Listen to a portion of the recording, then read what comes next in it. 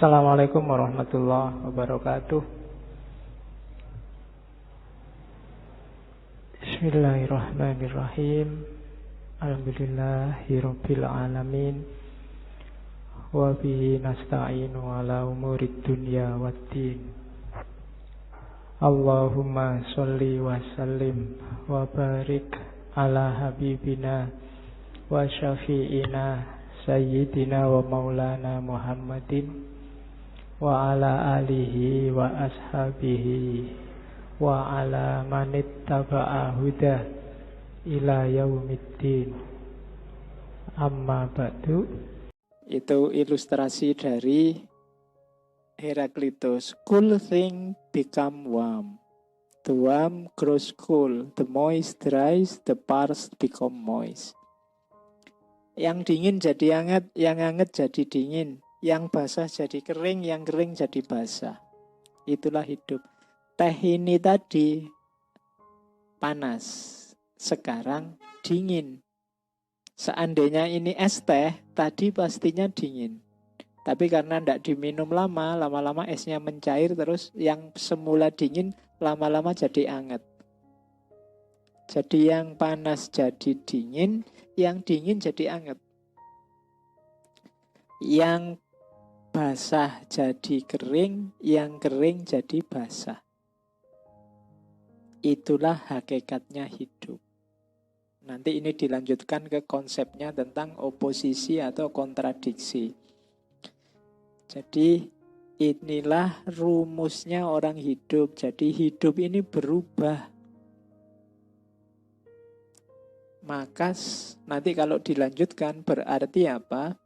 Orang yang bahagia adalah orang yang bisa menerima perubahan, apalagi orang yang bisa menyadari dan mengontrol perubahannya.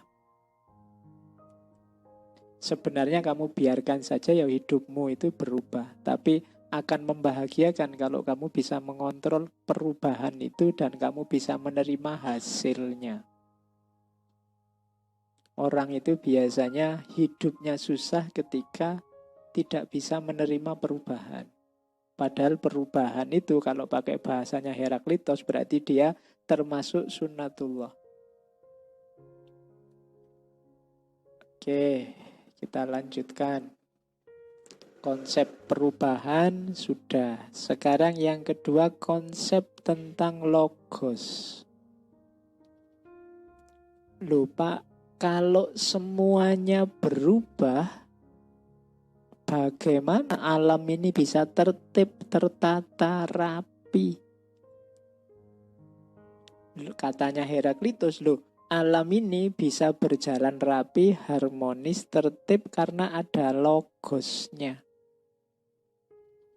Jadi logos itu kadang diartikan akal, kadang diartikan pola, kadang diartikan di situ disebut pattern, disebut hukum yang menguasai segalanya, menggerakkan segalanya, dan seterusnya. Jadi logos itu kalau Heraklitus penjelasannya agak susah. Dia tidak bisa didefinisikan, tidak bisa digambarkan. Dia adalah pikirannya alam semesta. Nanti gagasannya tentang logos ini yang membuat dia disebut the obscure, orang yang tidak jelas, orang yang gelap.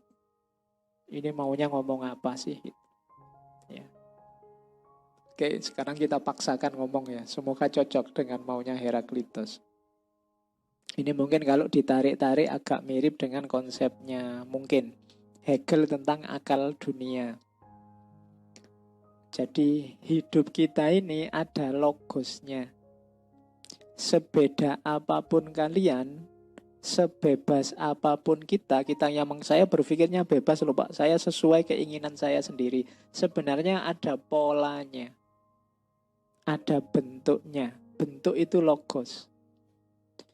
Karena kamu orang Indonesia misalnya, sebebas apapun kamu, tidak akan bisa keluar dari gaya keindonesiaanmu. Nah itu contohnya. Dalam skala besar, tidak cuma Indonesia, dunia. Misalnya sekarang dunia itu zaman revolusi 4.0, karepe apa itu? Kita tidak akan bisa keluar dari pattern ini, dari pola ini. Gaya pikir, gaya ekspresi kita tidak akan jauh-jauh dari situ. Logos kita hari ini itu polanya seperti itu. Perubahan apapun yang terjadi tidak akan keluar dari logos. Logos itu pikiran, gagasan, pola, model. Kalau logos dia sifatnya tetap seragam. Aku dan kalian ini seolah-olah beda, tapi sebenarnya dekat kok. Gaya pikir, gaya hidup, cara kita memutuskan sesuatu. Kenapa? Karena kita ada di lokal yang sama, hidup di zaman yang sama, dengan peradaban yang sama. Itulah logos namanya. Sebeda apapun kita, pasti ada polanya. Kalau ndak ada itu, ndak karu-karuan, hidup ini mesti kacau balau. Pola ini kadang-kadang, ya mungkin saya tadi sedikit nyinggung semacam sunatullah, semacam ada pola-pola patternnya. Jadi perubahan pasti terjadi, tapi perubahan ini ada dalam konteks logos. Nah, ini kalimatnya. We should let ourselves be guided by what is common to all. Logos itu dimiliki semua orang. Makanya kalimatnya common to all. Kita harus membiarkan diri kita dituntun oleh apa yang umum. Kita kan berekspresi meskipun kita bebas, kan kita berekspresinya sesuai dengan lingkungan sekitar kita. Makan misalnya, kamu bebas milih menu apa saja, tapi pasti tidak akan jauh-jauh dari itu. Sebebas-bebasmu. Pokoknya saya Pak, menunya harus besok pakai teri, besoknya lagi pakai sambal, besoknya lagi pakai tempe. Itu suka-suka saya milihnya. Tapi ya paling ya bulet di situ aja, teri, sambal, tempe. Ya mungkin karena kamu penggemar angkringan. Jadi muternya di situ. Jadi ini namanya logos, ada patternnya. Jadi perubahan-perubahan yang terjadi itu ada patternnya, ada logosnya. Yang itu common to all. Kalau ndak common, kalau ndak umum, ndak jadi koleksi perbendaharaan, nggak jadi pertimbanganmu untuk memutuskan. Karena ndak umum, ndak masuk di kepalamu. Jadi misalnya kalau diputus pacarmu, kamu bisa nyari pacar lagi, kamu bisa ke dukun, kamu bisa balik lagi, PDKT lagi. Ini namanya alternatif pertimbangan. Tapi mungkin ada yang ndak umum, ndak common, ndak logos. Misalnya kalau diputus pacar, bikin acara tasyakuran, ngundang orang satu kampung, ndak mungkin. Nggak mungkin ini muncul di kepalamu. Sak bebas-bebasmu kamu tidak akan bikin tasyakuran gara-gara diputus pacar. Kalau seneng mungkin, tapi bikin acara tumpengan enggak lah. Nah ini enggak logos. Logos itu ada polanya. Berubah seperti apapun enggak akan keluar dari jaringan logos ini. Yet, although the logos is common to all, most men live as if each of them had a private intelligence of his own. Maksudnya apa? Meskipun ini umum, kita yang memutuskan ini menganggap ini keputusan saya pribadi loh. Saya milih makan pakai tempe, itu keputusanku pribadi loh. Nggak ada. Padahal itu sebenarnya ada. Ya memang alternatif logos yang bisa kita ambil ya hanya itu. Model baju misalnya tahun 60-an dulu, 60-70 itu model baju umum, celana itu model cutbray itu yang bawahnya besar sekali tuh, kucing aja masuk. Nah, terus sekarang kamu lihat celana-celana street yang nempel luar biasa itu. Kalau zaman dulu ada orang pakai celana kayak gitu, mungkin diketawain. Kalau ada celana kewetat gitu, apalagi sekarang kan sukanya baju-baju slim fit itu yang kalau kamu ngulet terus udelnya kelihatan. Itu kalau tahun-tahun 60-an mungkin kamu pakai, kamu diketawain orang, dianggap ini bajunya adiknya kok dipakai. Misalnya. Tapi sekarang biasa. Zaman itu logosnya ndak ada konten itu. Sementara di logos hari ini memang itu. Malah logos hari ini kalau ada pakai cutbray zaman itu dianggap jadul. Dianggap, wah ini penggemar masa lalu mesti. Kan gitu. Oke. Zaman dulu orang pakai sarung itu biasa. Zaman Majapahit itu kan ya bawahannya kayak sarung yang dilipat itu. Jadi khas. Justru pakai celana yang unik. Hari ini pakai celana itu biasa. Sarung dianggap unik. Dianggap begitu kamu sarungan kan, wah santri ini kan selalu begitu. Dianggap khas. Logosnya memang hari ini begitu. Itulah namanya logos. Jadi ada modusnya sendiri. Berpikir zaman itu dan zaman ini. Nah, we should let ourselves be guided by what is common to all. Ya kita ini kalau ingin tidak susah dalam hidup, ya pahamilah logos. Ikutilah logos. It is wise to hearken not to me but to my word, and to confess that all things are one. Adalah bijaksana untuk mendengarkan bukan aku, tapi dengarkan kata-kataku. Dan mengakui bahwa segala sesuatu adalah satu. Nah ini dasarnya logos itu biasanya kebijaksanaan. Orang-orang pinter. Dalam logos segala sesuatu itu satu. Saya lanjutkan. Jadi segala sesuatu berubah, cuma kendalinya perubahan ini namanya logos. Mengapa segala sesuatu berubah? Karena dalam hidup ini sering ada oposisi-oposisi. Oke, dalam alam semesta ada perbedaan, ada kesatuan. Itulah sumbernya harmoni. Jadi selain perubahan katanya Heraklitus, hidup ini punya hakikat oposisi. Yang justru dari oposisi itulah muncul harmoni. Jadi kebalikannya, kita kan selama ini menganggap harmoni itu ada dalam keseragaman. Tidak, harmoni itu ada ketika ada oposisi-oposisi. Harmoni itu kan kita sering mengartikannya serasi. Loh ya kalau tidak ada oposisi, di mana menyebut serasinya? Kalau semua seragam ya tidak bisa disebut harmoni, itu kan selaras.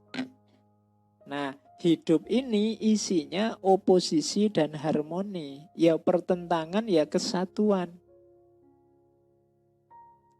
Kamu bisa kenyang kalau ada rasa lapar. Kalau tidak ada lapar, tidak ada kenyang. Ada tua karena ada muda. Kalau ada orang kaya berarti ada orang miskin. Jadi ini kan oposisi-oposisi. Miskin, kaya, presiden, rakyat. Di situ ada lagi tua, muda, besar, kecil. Ini kan oposisi-oposisi. Dari situ terbangun harmoni. Kalau semuanya rakyat, semuanya kaya, semuanya muda, tidak akan ada tua. Bahkan muda itu sendiri juga tidak ada. Kalau semuanya rakyat, ya rakyat itu sendiri hakikatnya tidak ada. Kalau semuanya sehat, sehat itu sendiri tidak ada. Karena untuk ada sehat, butuh ada sakit. Jadi itulah oposisi dan harmoni. Maka jangan mengeluh kalau pas lagi sakit. Kalau kita sakit itu menunjukkan bahwa kita ini ya manusia biasa ternyata. Masih bisa sakit. Ternyata kita ini lemah. Tapi hikmahnya banyak kan sakit itu. Betul. Dengan adanya sakit, kita kenal namanya sehat. Kalau tidak ada sakit, tidak ada sehat. Rumah sakit tidak ada gunanya. Apotek buat apa? Fakultas kedokteran ditutup saja. Lah iya kan? Karena ada sakit inilah banyak hal bisa berputar secara harmonis. Jadi antara harmoni dan oposisi. Hidup ini saling melengkapi, dialektis. Ngaji ini ada saya, ada kalian. Ada saya saja nggak jalan, ada kalian saja ya paling ngobrol. Sama-sama mutual, saling melengkapi. Bahkan tidak cuma dua, masih ada takmirnya lagi, butuh masjidnya juga betul. Jadi hidup ini selain berubah juga saling berlawanan. Cuma dari perlawanan-perlawanan itu muncul harmoni. Jadi seimbang. Kalau ada temanmu jahat, jelek, ya jangan kesusu dimarahi, ya diperbaiki pelan-pelan. Tapi setidaknya dengan jeleknya dia, kebaikanmu jadi muncul. Iya kan? Kalau semua baik, baikmu tidak akan kehitung. Tapi karena ada yang jelek, baikmu jadi kelihatan. Jadi di antara gunanya kegelapan itu apa? Cahaya jadi penting. Kalau tidak ada kegelapan, tidak ada gunanya cahaya. Wong tidak ada kegelapan. Itu harmoni dan oposisi. Oke. Kalau kemarahan tidak ada, kesabaranmu tidak ada artinya. Jadi kesabaran itu mulia karena ada namanya kemarahan. Dan ini saling mengimbangi, saling harmoni. Inilah logika harmoni dan oposisi.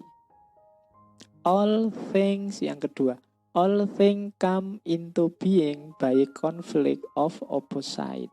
Segala sesuatu muncul karena oposisi-oposisi.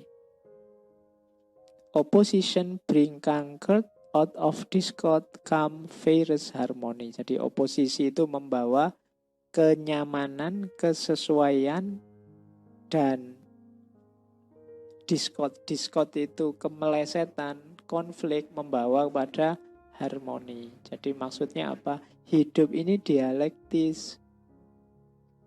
Kita menghadapi apa, menghasilkan apa. Jadi kita pinginnya belajar, tapi juga bebas berpikir, tapi juga ada tuntunannya, ada terus lahir ngaji yang filsafat. Yo ngaji tapi yo filsafat. Itu kan semula orang bingung dengan istilah ini. Ini istilahnya agak oposisi, tapi karena oposisi inilah nanti lahir sesuatu yang baru. Kalau tidak ada oposisi, yo ngaji saja. Kan banyak yang komentar, ngaji itu ya Quran, masuk ngaji filsafat. Lu bener, ngaji ya Quran ya apik. Cuma kalau begitu tidak lahir sesuatu yang baru. Lahir sesuatu yang baru itu kalau ada yang oposisi, saling didialektikakan. Kamu mungkin tidak jadi bijaksana kalau dapat teman baik terus. Kebijaksanaanmu keluar ketika kamu berdialektika dengan temanmu yang kurang ajar, yang nakal, sakarepe dhewe. Di rumah kamu tidak bijaksana karena di rumah kamu jadi objek nasihatnya orang tuamu. Kamu begitu di kos-kosan dapat teman yang nakal, sekarang kamu posisinya jadi yang ngasih nasihat. Mbok kamu itu jangan gini, mbok kamu jangan gitu. Padahal di rumah kamu tiap hari dimarahi kayak gitu sama orang tuamu. Ya kan? Loh itu namanya dialektis. Hidup itu tergantung musuhmu apa, siapa. Makanya cari musuh yang tangguh, biar kamu juga jadi tangguh. Kalau kamu malas tidak mau ambil resiko ya tidak melahirkan hal-hal yang besar. Jadi nothing is stable katanya Heraclitus, all is in flux. Segalanya cair. Whatever you say about anything, its opposite is equally true. Dalam hidup ini tidak ada yang punya makna eksak stabil. Semuanya cair. Kalau kamu mengucapkan sesuatu, kadang-kadang kebalikannya juga sama-sama benar. Misalnya kalau kamu ke stasiun, sering saya contohkan ya, kamu ke stasiun biasanya kalau bawa barang banyak, itu kan didekati banyak orang yang mau ngangkatkan barangmu. Ah, itu enaknya kamu sewa mereka apa tidak? Mungkin kamu jawab, Pak, barang saya sedikit aja, ngapain sih nyewa mereka? Kayak bos aja, tak angkat sendiri ya. Yang kamu ucapkan juga benar. Tapi lawan dari itu mungkin juga benar. Barang saya sedikit sih Pak, tapi saya mau biar mereka yang angkat. Kasihan mereka kalau nggak ada yang nyewa mereka, mereka nggak dapat apa-apa seharian ini. Loh, lawannya juga benar. Jadi kadang-kadang yang kamu ucapkan apa menurutmu benar, jangan salah, bisa jadi lawan bicaramu juga benar. Its opposite equally true. Kalau kalian belajar filsafat Jawa yang namanya Sastro Jendro itu filsafat tentang kenyataan, bahwa hidup ini isinya kontradiksi-kontradiksi yang biarkan saja seperti adanya. Kenyataannya memang begitu. Misalnya, bagaimana cara kita mencapai kesempurnaan? Cara kita mencapai kesempurnaan adalah dengan cara menerima ketidaksempurnaan kita. Itu kan kayak bertentangan dua hal.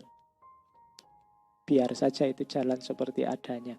Nah, itu harmoni dan oposisi. Hidup ini kadang-kadang bukan, saya sering bilang kan, bukan antara yang salah dan benar, tapi antara yang benar dan yang benar. Yang saya omongkan menurutku benar, bukan berarti yang kamu omongkan salah. Bisa jadi yang kamu omongkan juga benar. Karena apa? Konteksnya saja yang berbeda. Pacaran ganggu kuliah apa mendukung kuliah? Itu bisa dua-duanya benar.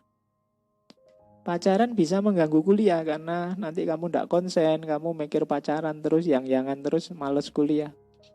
Tapi bisa jadi dia mendukung kuliah. Dengan pacaran kamu jadi rajin kuliah, biar cepat selesai terus kawin. Ya kan, loh. Itu dua-duanya bisa benar. Atau kamu jadi rajin kuliah karena kebetulan pacarnya sak kelas jadi rajin, terus nggak ada kuliah pun ke kampus biar ketemu. Iya kan?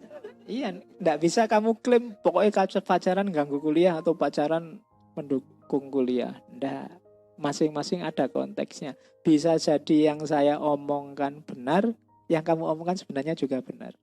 Cuma memang konteksnya saja berbeda. Oke, misalnya ada yang bilang misalnya sepak bola Indonesia ini penuh harapan misalnya. Nah, sementara yang lain bilang sepak bola Indonesia ini tanpa harapan sudah. Nah, itu dua-duanya bisa benar. Dilihat konteksnya. Jadi harmoni dan oposisi antara lain membahas tentang bahwa kalau ada dua pernyataan, dua situasi yang oposisi, bukan berarti harus salah satu yang benar, tapi bisa jadi dua-duanya benar. Contohnya, to get everything you want is not a good thing. Yang ketiga, ilustrasi dari Heraklitos. Disease makes health seem sweet. Hunger lead to the appreciation of being full-fed. Tiredness create the enjoyment of resting. Katanya Heraklitos, kalau kamu memperoleh segala sesuatu yang kamu inginkan, itu tidak selalu baik loh. Kamu kan berdoa ingin sehat terus. Tapi kamu tidak akan bisa menikmati kesehatanmu kalau kamu tidak pernah sakit. Kamu tidak akan bisa mensyukuri kesehatanmu kalau kamu sehat terus. Jadi kalau kita berdoa, ya Allah berikanlah saya kesehatan selalu yang tidak sakit-sakit, doamu tidak salah. Cuma kalau ini dikabulkan oleh Allah, ada efeknya. Nikmatnya sehat tidak akan bisa kamu rasakan. Kamu bersyukur sehat itu ketika kamu pernah sakit. Alhamdulillah sekarang sehat. Betul. Dengan kamu sakit kan banyak hal yang selama ini kamu anggap penting jadi tidak penting karena kamu mikir kesehatanmu. Sekarang kesehatan jadi nomor satu berharga. Kita selalu bilang, hati-hati ya, jaga kesehatan. Kesehatan nomor satu. Kalimat ini kita paham, tapi kita yakin benar dengan makna kalimat ini kalau kita memang pernah sakit.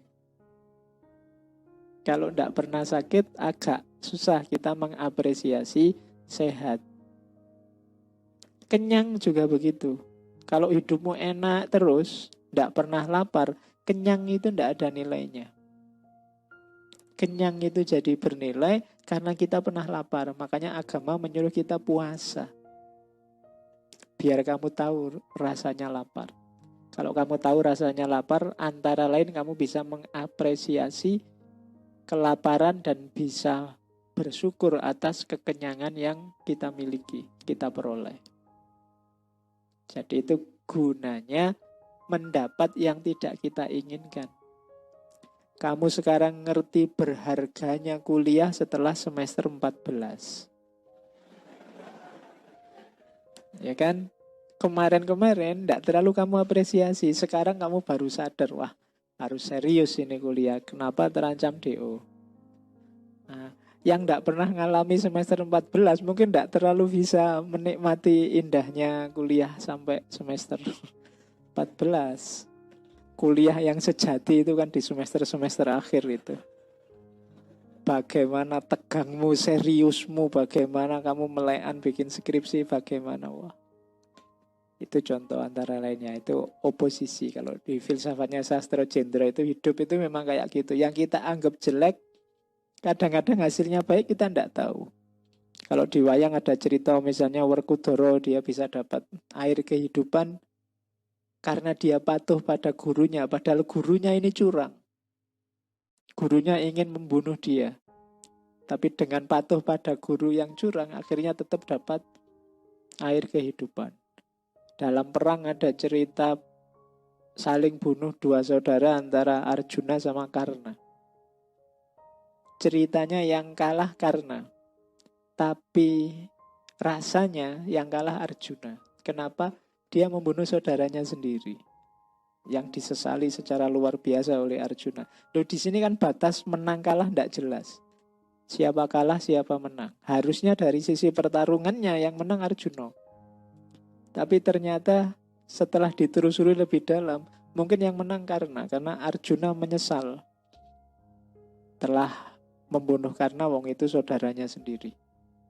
Nah, ini yang disebut kalau di Jawa namanya kasunyatan.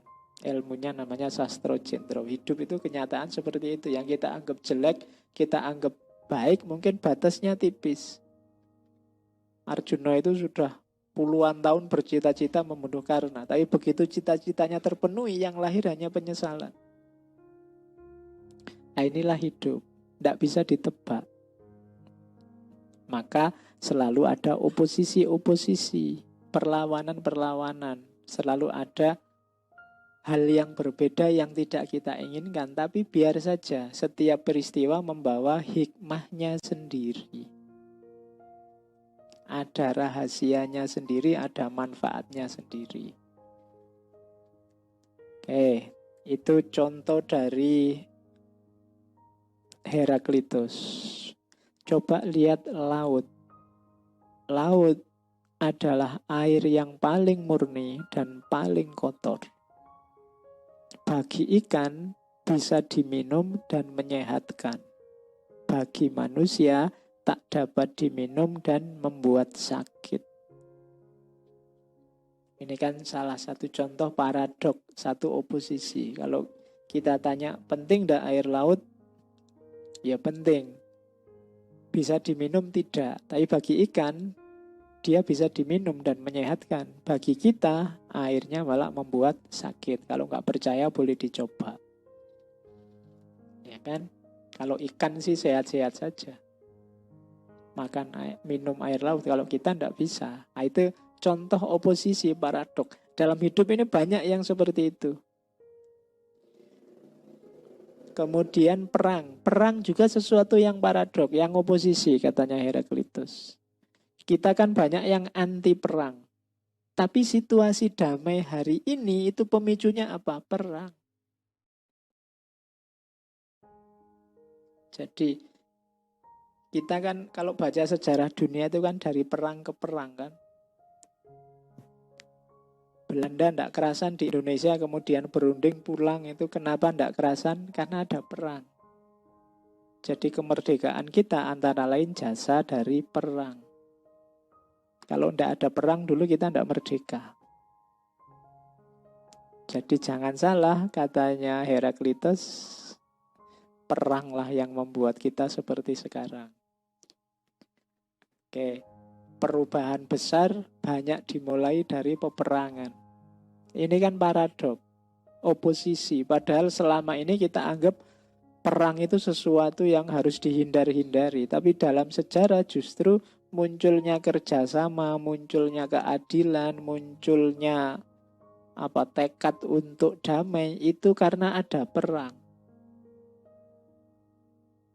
Ketika orang capek perang terus lahirlah PBB, awalnya dulu LBB, mbok kita damai. Ketika kita saingan terus lahirlah kreativitas. Makanya kadang-kadang kalau ingin cepat maju, cara paling gampang cari saingan. Cara paling cepat untuk maju itu cari rival yang kira-kira kekuatannya setanding sama kamu. Misalnya kalau kamu kuliah ya tetapkan musuhmu dia. Saya harus lebih baik IP-nya dari dia. Tapi yang pinter ya, yang bodoh-bodoh aja. Oh itu kamu jadi semangat loh. Jangan salah. Jadi itu gunanya oposisi. Jadi berpikir perlawanan. Dari situ justru muncul harmoni.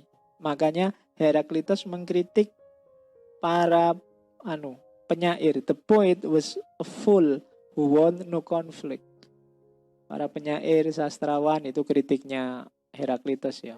Kok kayak orang bodoh ya, masa ndak ingin konflik. Justru dari konflik itu kita maju, berkembang. Kalau ndak ada konflik, kita ndak maju-maju. Dianggap aman saja, dianggap nyaman saja. Ndak, harus ada yang saling bersaing sehingga kamu bisa bergerak untuk maju. Nah itu sarannya Heraklitus. Jadi kalau kita ingin maju, ayo cari musuh. Itu kasarannya ngono. Kalau kamu punya, saya harus melampaui dia. Ya mungkin musuh yang tidak konkret, tidak apa-apalah, apalah yang kamu ingin lampaui. Nah, itu ada pendorongnya. Bukan anti konflik, biar saja konflik. Konflik itu kan justru membuat kita dewasa, punya target, semakin maju. Maka jangan anti konflik. Hidup ini memang karakternya serba oposisi. Dari oposisi itulah muncul harmoni. Ada siang pasti ada malam, ada lapar pasti ada kenyang, ada kaya pasti ada miskin. Disitulah hidup ini berputar. Oke, nah dari mana oposisi itu muncul? Katanya Heraklitus antara lain oposisi itu lahirnya dari perspektif.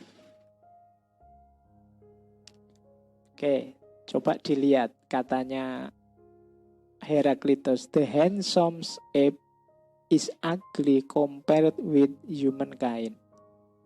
Katanya Heraklitus, monyet yang paling ganteng itu tetap tampaknya lebih jelek kalau dibandingkan dengan manusia.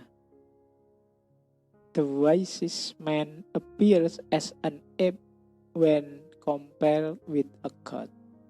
Manusia paling bijaksana akan tampak seperti monyet kalau dibandingkan dengan Tuhan. Seperti monyet tadi maksudnya levelnya. In wisdom, in beauty, and in all other ways. Jadi maksudnya apa? Baik buruk itu ya sama, adanya dalam perbandingan. Dia tidak pernah sendirian.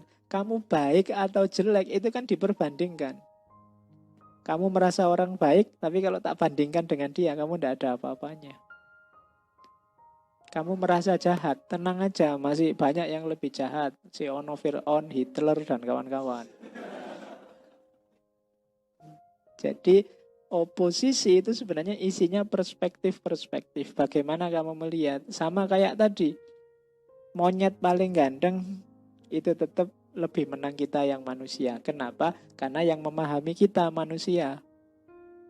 Tapi mungkin bagi monyet, manusia yang paling ganteng sekalipun akan tampak jelek dibandingkan dengan keluarganya monyet. Makanya kan tidak ada monyet kok jatuh cinta sama manusia, ngejar-ngejar manusia kan tidak ada. Tetap dia ngejar-ngejar monyet. Kenapa? Perspektif. Jadi oposisi-oposisi itu lahirnya dari cara pandang kita.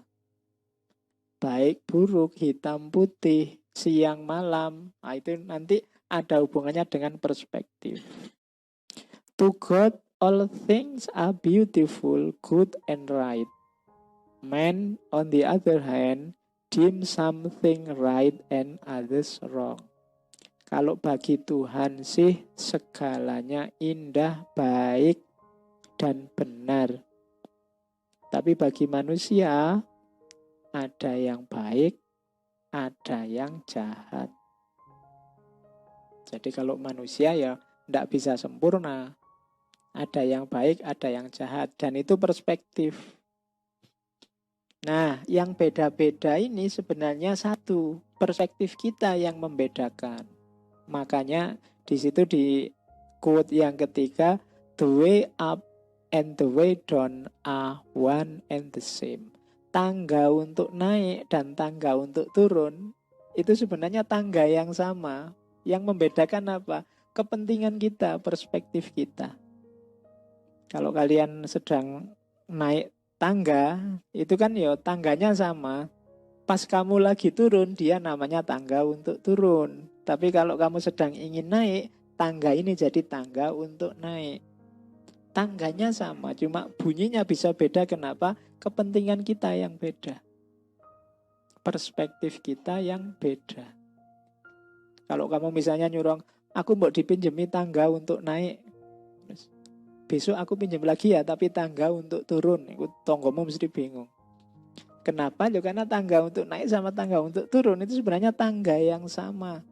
Hanya cara kita memakainya, perspektif kita yang membuat tangga itu jadi berguna untuk naik atau berguna untuk turun. Jadi kuncinya hanya di perspektif.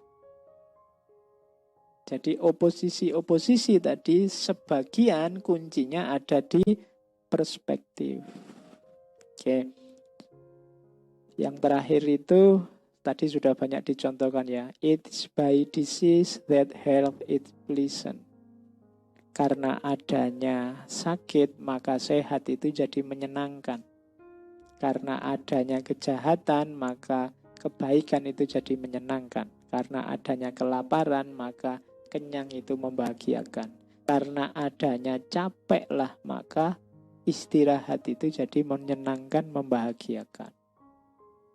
Jadi jangan mengeluh dengan kesulitan, ketidakenaan, ketidaknyamananmu, karena bisa jadi itulah gerbang untukmu bisa menikmati kenyamanan, rasa enak, dan rasa nikmat.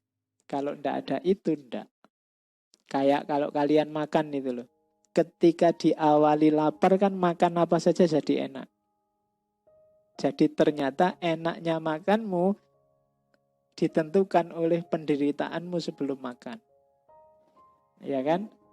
Kalau ndak ada laparnya, ndak ada penderitaannya, makan seperti apapun mungkin jadi ndak enak. Misalnya kamu sudah awal piring pertama itu diawali dari lapar, jadi nikmatnya luar biasa. Terus kamu serakah, makan piring yang kedua. Enaknya piring kedua ini paling tinggal setengah.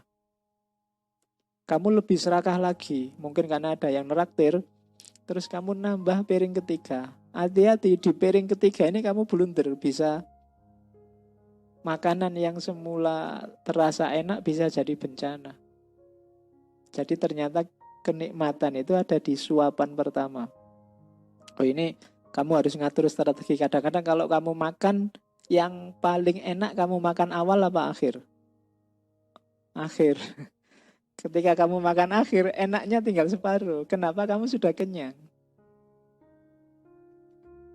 Jadi misalnya lauknya ada tempe, tahu, ayam. Biasanya ayamnya terakhir ya. Iya. Padahal ganas-ganasmu nikmat makan itu di suapan-suapan awal ketika kamu lapar. Tapi ketika ayamnya kamu makan belakangan ya enaknya tinggal separuh. Atau disimpan aja ayamnya buat nanti kalau sudah lapar lagi. Oke, jadi yo makan harus ngatur strategi.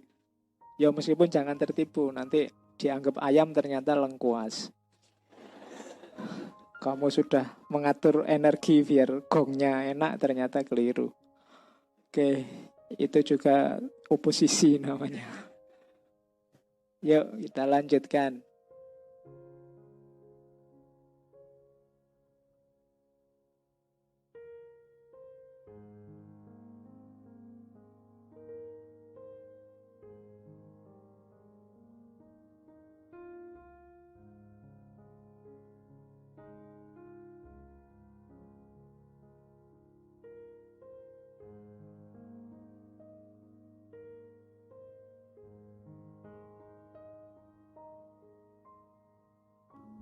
Di sebuah perbatasan utara Kekaisaran Romawi yang bernama Germania, saat pagi masih sangat gelap, utusan tentara Romawi yang dikirim bernegosiasi dengan kaum barbar pulang tanpa kepala.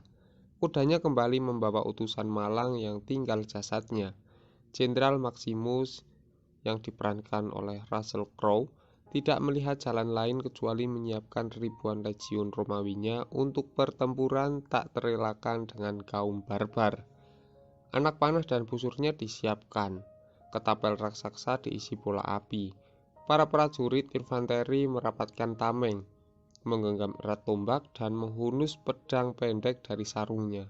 Usai memberi instruksi pada pasukan infanteri, Maximus naik kuda, bergerak memutar memimpin pasukan kavaleri untuk menyergap kaum barbar dari belakang. Begitu aba-aba serang dikumandangkan, ribuan anak panah, ratusan bola api menyembur ke kaum barbar yang memelkik maju menyerang pasukan Romawi. Dua bala tentara bertempur dalam gelapnya pagi buta, saling memotong, mengayunkan pedang, kapak, dan apapun yang bisa membuat lawannya terjungkal mati.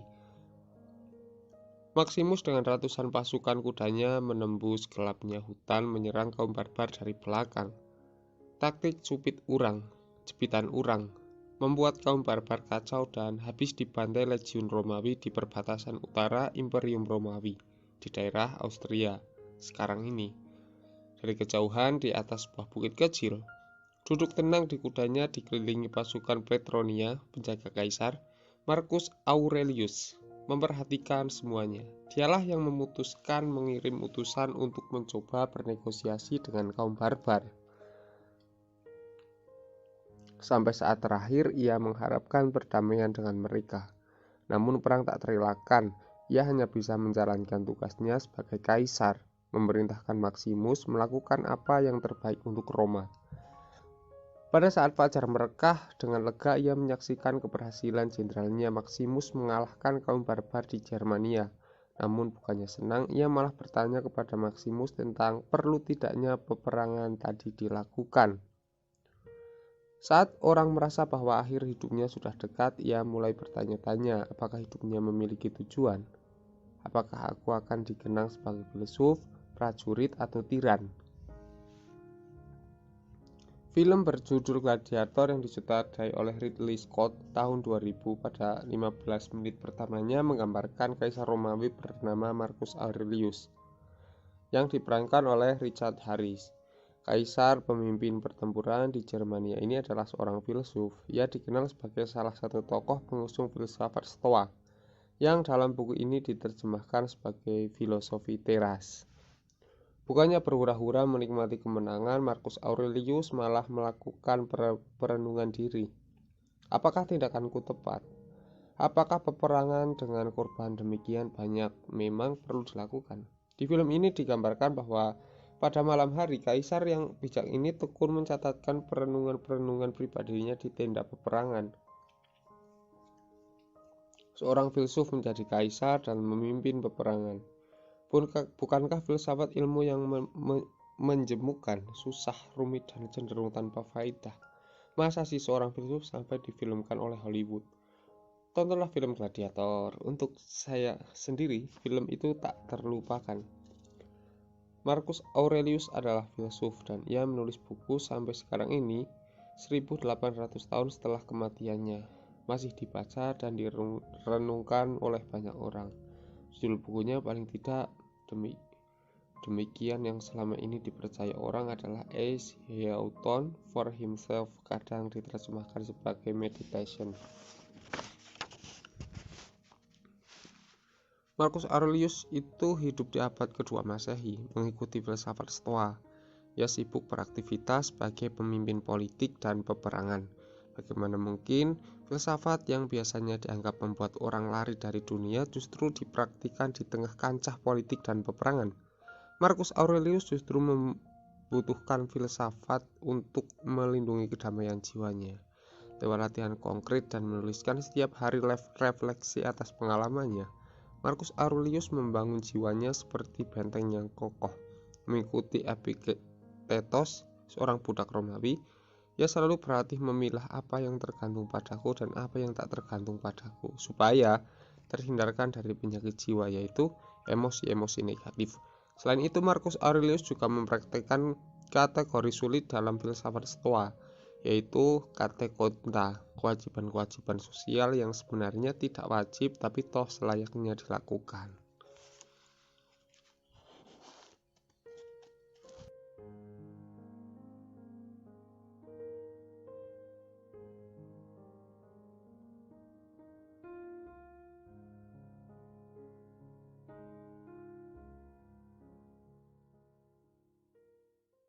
Saya kira itu, kurang lebihnya mohon maaf. Wallahul muwaffiq, wallahu a'lam bissawab. Wassalamualaikum warahmatullahi wabarakatuh.